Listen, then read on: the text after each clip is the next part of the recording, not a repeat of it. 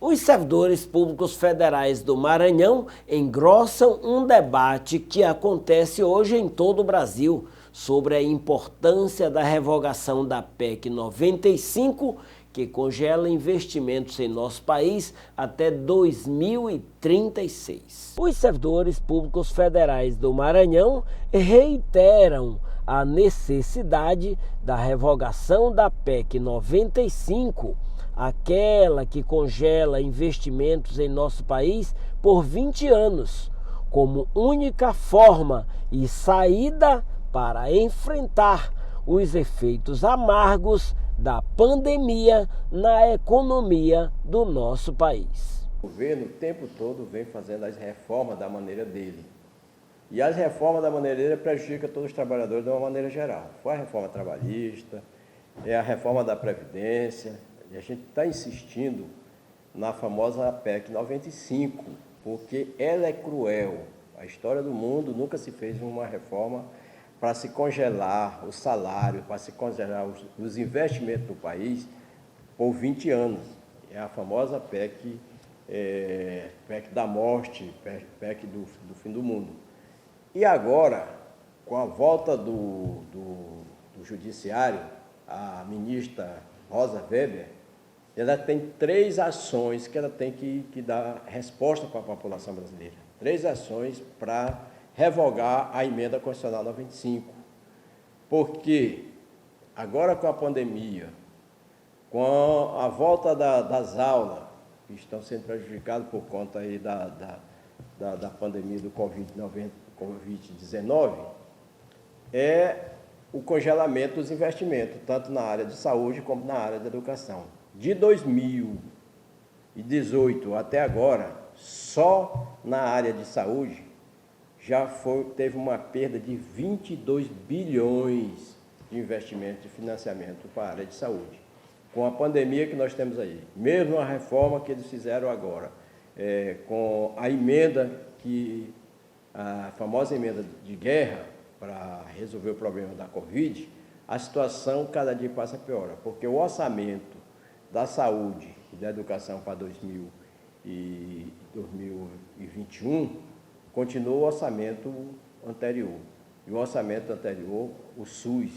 E aí a gente está aqui para defender o famoso nosso, que é o maior sistema de saúde do mundo, que é o sistema de saúde, que é o SUS.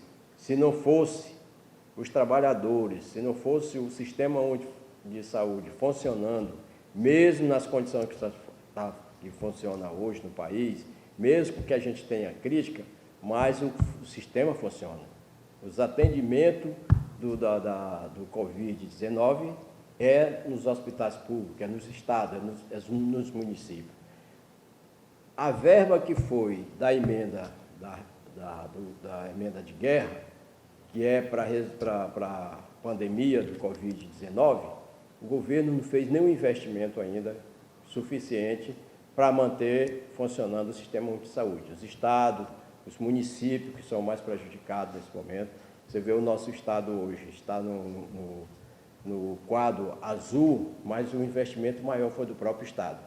Então, nossa luta, a luta dos trabalhadores, da população brasileira, é que nós temos que fortalecer o SUS para resolver o problema da pandemia do Covid-19.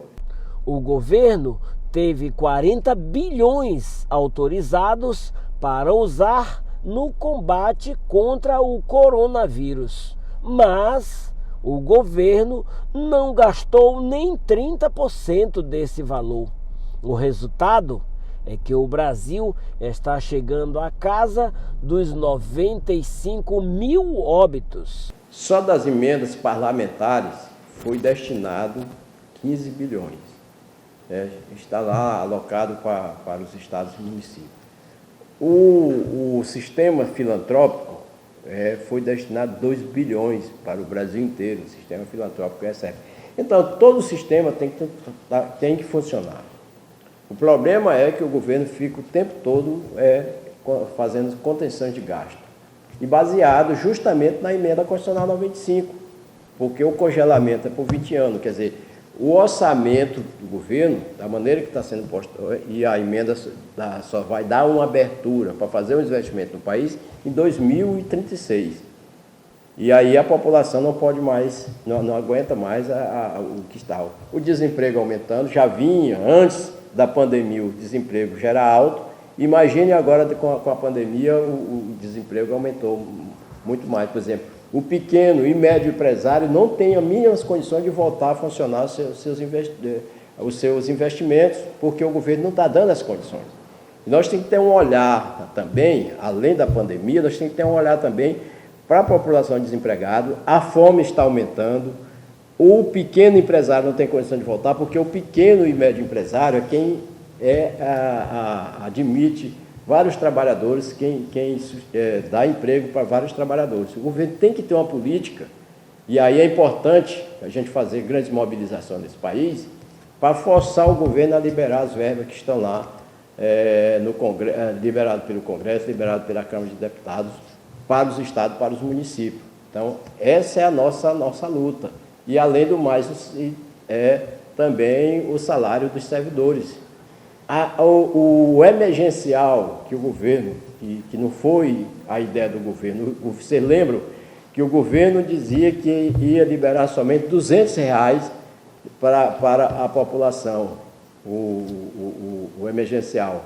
Foi um esforço muito grande do Congresso, dos deputados e senadores, colocar no orçamento lá R$600. E o governo já tem o tempo limitado de acabar com essa verba emergencial. Então, nossa luta tem que ser, por exemplo, o que será de nós a partir do mês de outubro, que vai tirar... Por exemplo, se você conversar hoje com qualquer trabalhador, esses R$600 não é suficiente para manter um pai de família, uma cesta básica. Mas foi a maneira considerada melhor para tentar amenizar uma situação de um pai de família que tem 3, 4 filhos hoje, precisa comer, precisa pagar água, precisa pagar luz, precisa também de investimentos. Com R$600 não é suficiente. Então, nós temos que ter uma política, e aí nós temos que fazer uma crítica ao Paulo Guedes, que o tempo todo ele querendo entregar as nossas riquezas, entregar o Banco do Brasil, entregar a Caixa Econômica, entregar os Correios, como se isso fosse resolver o problema dos trabalhadores brasileiros. Os sindicalistas apontam ações de inconstitucionalidade que estão em tramitação no STF como o caminho para a revogação da PEC 95. A responsabilidade é da ministra Rosa Weber. Tem 3 ações no Supremo.